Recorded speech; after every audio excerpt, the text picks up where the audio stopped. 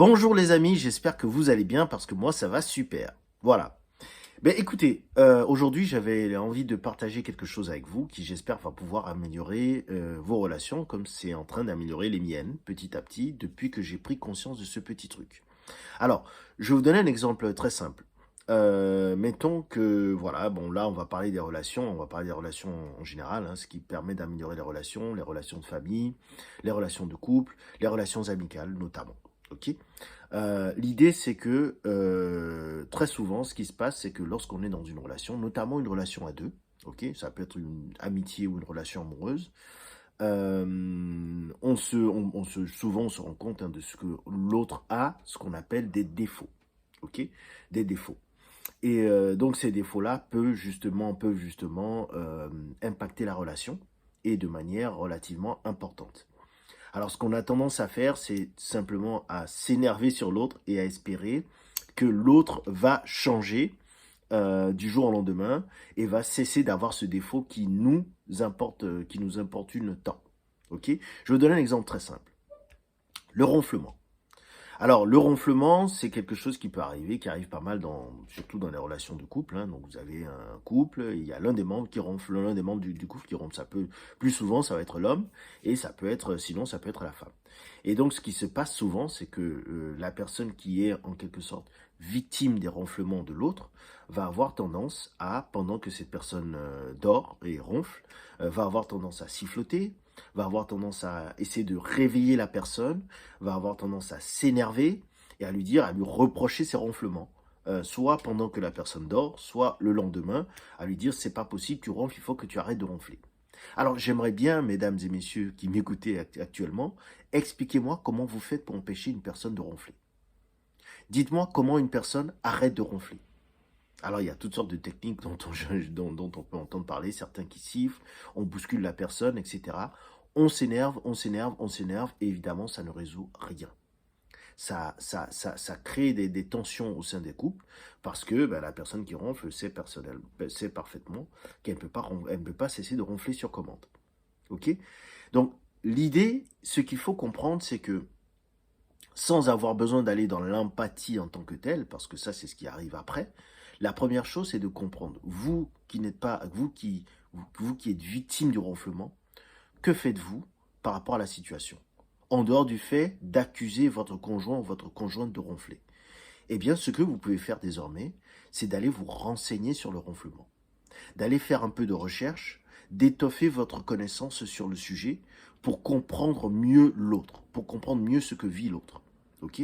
Parce que il y a certains remèdes, il y a certaines techniques, il y a certaines choses que vous pouvez justement comprendre pour pouvoir améliorer la communication, pour pouvoir améliorer la relation que vous avez avec la personne en question.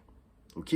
Donc ça, c'est vraiment le truc, c'est que à chaque fois que il y a quelque chose que chez l'autre que vous n'aimez pas, par exemple, plutôt que de vous énerver, plutôt que de réagir, plutôt que de vous mettre en colère et de faire des reproches à longueur de journée, et ensuite, surtout que ces reproches vont dans une forme d'escalation, n'est-ce pas? Ça devient de pire en pire, ça devient de plus en plus fort. Ok.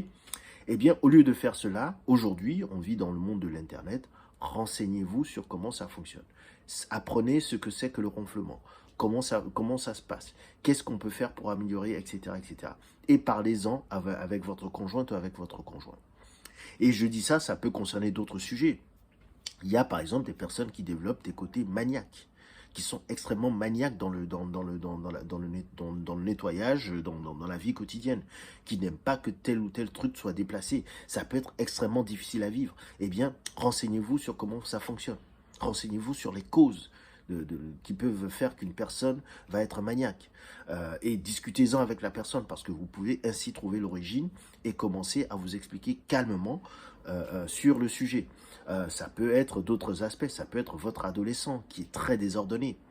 Alors bien entendu, nous les parents, du haut de notre cerveau de 40 ans, 50 ans qui est plus structuré, eh bien on juge notre adolescent sur le fait qu'il soit désordonné alors qu'il a le cerveau d'un enfant de 16 ans, de 17 ans, et que il n'a pas encore développé les compétences pour mieux s'ordonner, pour mieux s'organiser.